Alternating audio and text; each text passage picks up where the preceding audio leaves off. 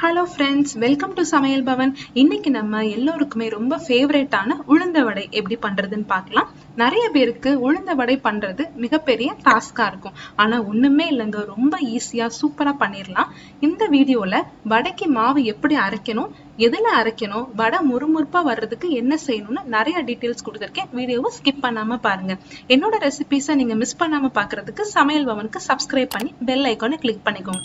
இப்ப வாங்க நம்ம வடை எப்படி பண்றதுன்னு பார்க்கலாம். இந்த டம்ளருக்கு 2 டம்ளர் அளவுக்கு உளுந்து எடுத்து 2 மணி நேரம் முன்னாடியே ஊற வச்சு எடுத்துக்கோங்க. இது கிட்டத்தட்ட 200 கிராம். வடைக்கு உளுந்து ரொம்ப நேரம் ஊறிடக்கூடாது. கிரைண்டர்ல மாவு அரைச்சாதான் வடை நல்லா வரும்னு இல்லைங்க, நம்ம மிக்ஸி ஜார்ல கூட சூப்பரா மொறுன்னு பண்ணலாம். அதுக்கு ஒரு சில டிப்ஸ் எல்லாம் இருக்கு, நீங்க ஃபாலோ பண்ணிக்கோங்க. நம்ம ஊற வச்சிருக்கோம் இல்லையா உளுந்து, அதுல கொஞ்சம் கூட தண்ணி இல்லாம உளுந்த மட்டும் எடுத்து மிக்ஸில அரைச்சுக்கலாம். எல்லாத்தையுமே சேர்த்து ஒரு தடவை அரைச்சுக்கலாம். இப்ப பாத்தீங்கன்னா அடியில இருக்க உளுந்தெல்லாம் நல்லா அரைப்பட்டிருக்கும், மேல இருக்க உளுந்தெல்லாம் அரையாம இருக்கும். ஒரு ஸ்பூனை வச்சு கலந்து விட்டுட்டு மறுபடியும் அரைச்சிங்க அப்படின்னா எல்லாமே ஓரளவுக்கு மையாகி வரும். இந்த ஸ்டேஜ்ல 1/2 டம்ளர் அளவுக்கு தண்ணி சேர்த்துக்கோங்க. தண்ணி நிறைய சேர்த்துக்க கூடாது. இப்போ இதை நம்ம நல்லா மையா அரைச்சுக்கலாம். கண்டிப்பா தண்ணி 1/2 டம்ளருக்கு மேல சேர்த்துக்காதீங்க. இப்ப பாத்தீங்கன்னா நம்ம இந்த மாதிரி கையில எடுத்து பார்க்கும் போது மாவு நல்லா சாஃப்டா இருக்கும். இப்படி கீழே போடும் போது நல்லா பொத்துன்னு விழுகணும். மாவு சரியான பதத்துல இருக்கான்னு நீங்க செக் பண்றதுக்கு கொஞ்சமா உளுந்த மாவை எடுத்து தண்ணியில போட்டு பாருங்க. அது அடியில போகாம மேல மிதந்து வரணும். இந்த மாதிரி மிதந்து வந்துச்சுன்னா மாவு கரெக்டா இருக்கு.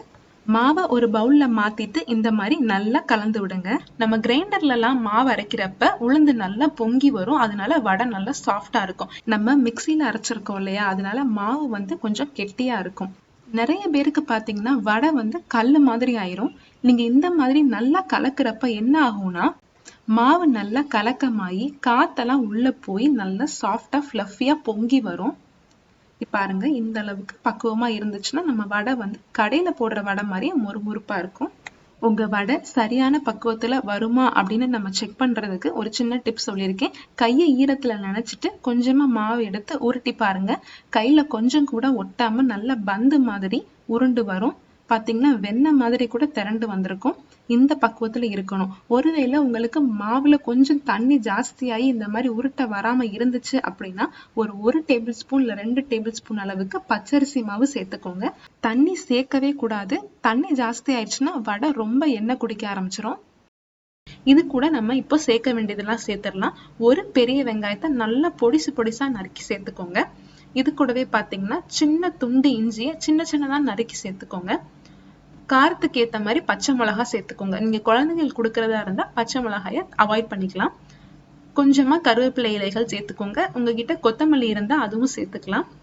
ஒரு 5-6 மிளகும் ஒரு 10 போல சீரகமும் நல்லா இந்த மாதிரி தட்டி சேர்த்துக்கோங்க. 1 டேபிள் ஸ்பூன் அளவுக்கு சோள மாவு சேர்த்துக்கோங்க. இது வடைக்கு நல்ல முறுமுறுப்பு கொடுக்கும். தேவையான அளவு உப்பு சேர்த்துக்கலாம். தூள் உப்பு சேர்த்துக்கோங்க. எல்லாத்தையும் சேர்த்து நல்லா கலந்து விட்டுருங்க. தண்ணி எதுவுமே சேர்க்க கூடாது. இப்ப நம்ம மாவு ரெடி ஆயிடுச்சு. ஒரு கடாயில எண்ணெய் சூடு பண்ணிக்கலாம். அடுப்பை மீடியம் ஃப்ளேம்ல வச்சுக்கோங்க. ஒரு பவுல்ல தண்ணி எடுத்துக்கோங்க. அதுல கையை நல்லா நினைச்சு எடுத்துக்கலாம். இப்போ நம்ம மாவு எந்த அளவுக்கு உங்களுக்கு வடை வேணுமோ அந்த சைஸ்க்கு ஏத்த மாதிரி நீங்க மாவு எடுத்து இந்த மாதிரி உருட்டிக்கலாம். நம்ம ஏற்கனவே உருட்டணும் இல்லையா, அதே மாதிரிதான் இந்த மாதிரி பால் மாதிரி எடுத்துட்டு லைட்டா தட்டி நடுவுல சின்னதா ஒரு ஹோல் போட்டு நம்ம வடையை போட்டுக்கலாம். அவ்வளவுதான். நம்ம வடையெல்லாம் எண்ணெயில போட்டு எடுத்துக்கலாம்.